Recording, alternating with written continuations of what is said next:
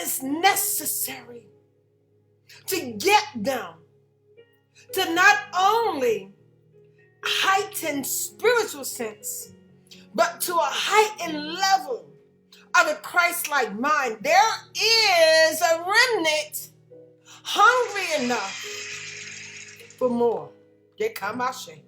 So let's talk about it. The mind is the place where thoughts come. We got reasoning, we got memory. That's what's, hey, Pastor Nancy, grace and peace be unto you. Hey, Callie.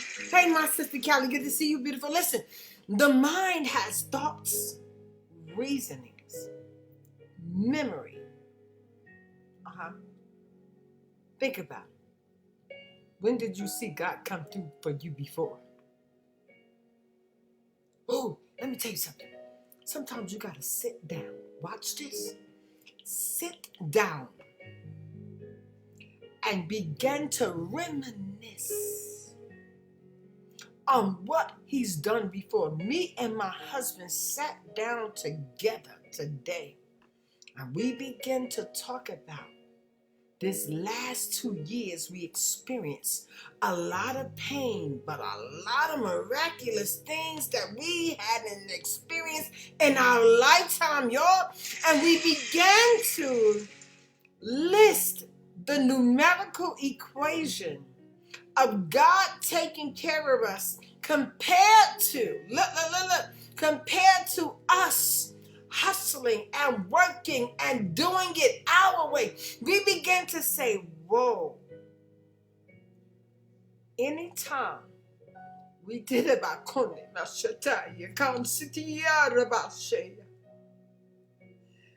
anytime in our lives that we submitted completely to the whole will of God, we saw God provide in a way we could have never matched. Last year was painful, y'all. When we did not know, you telling us, God, to do conferences, you made us lose. You allowed us to lose any way we could make money on our own in our businesses. You even allowed us to lose our jobs. I've never known my husband not to have a job in 19 years. He's always been used of God to supply. He's even with my entrepreneurship personality. And we come back from all of these conferences, didn't know November was going to be canceled, but because we did everything penniless, and you got us through.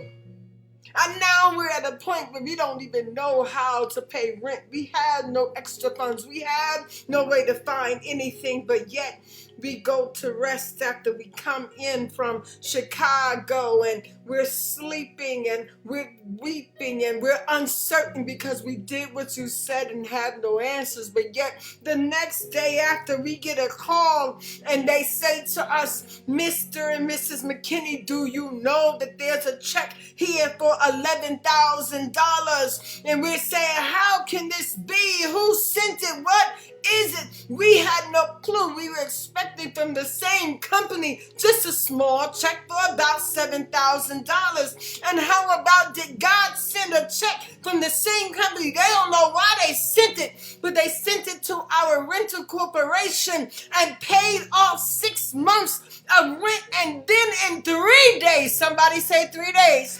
Somebody say 3 days. Somebody say 3 days. Because watch this. When you say 3 days, 3 days later, the check we expected, they sent it directly to us. So who in the world sent a check from the same company that was only supposed to send us about $7,000 to 3 days? It came, y'all. It came quite later than the date we had to pay.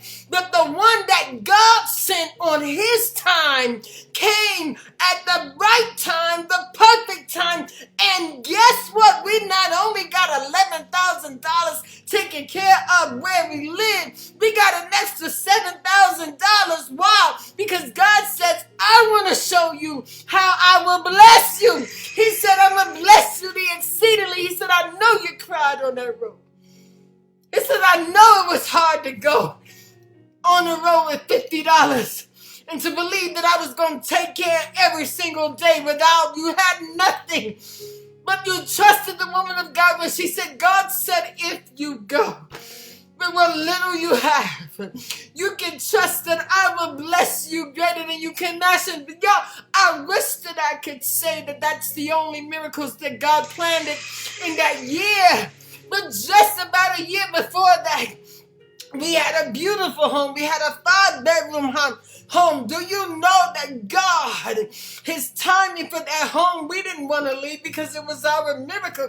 We had never lived in a 5-bedroom home with a lake and a big old yard with a little girl who could run around and our children could come home and in the holiday season and enjoy a house we never had in New Jersey.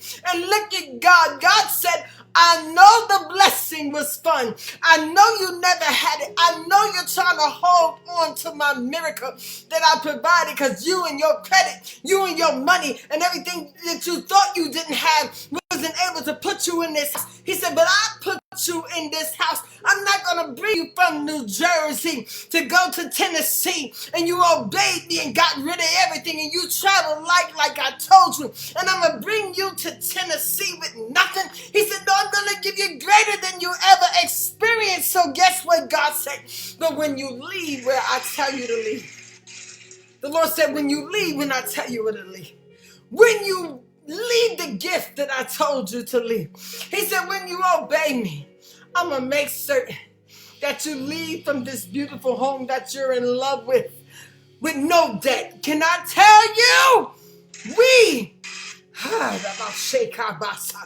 When you do what God tells you to do, he is obligated as your king, as your Lord, as your God, as your Father, as your provider to provide.